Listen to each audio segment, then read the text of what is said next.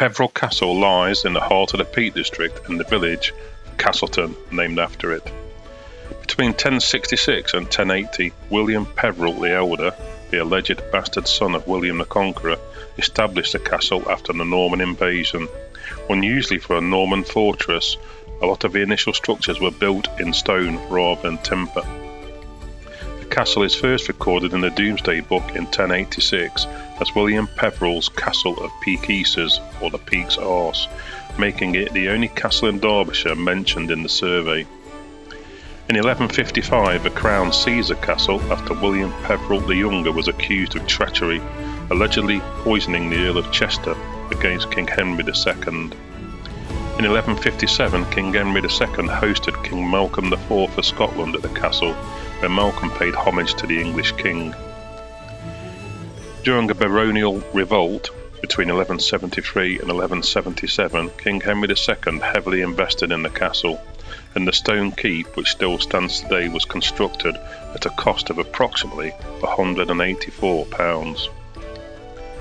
In 1216, the castle experienced its only known military action when William de Ferrers, the Earl of Derby, besieged the castle to force a Castellan, Brian de Lisle, to relinquish control on behalf of King John. In 1300, most of the major residential and defensive buildings were completed, establishing the castle's final medieval form. Between 1372 and 1374, the castle passed to John of Gaunt, the Duke of Lancaster, and he ordered the lead to be stripped from the roofs for use at Pontefract Castle, marking the beginning of Peveril's long decline. In 1561, an Elizabethan survey described the castle as being in a state of decay and beyond repair.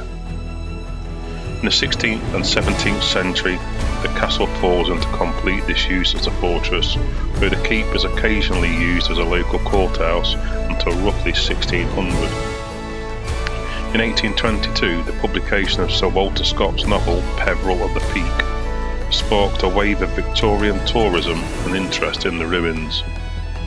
In 1932, the Duchy of Lancaster placed the castle under the guardianship of the Office of Works for Preservation. From 1984 until the present day, the site is now managed by English Heritage, and it is protected as a Grade 1 listed building and scheduled ancient monument.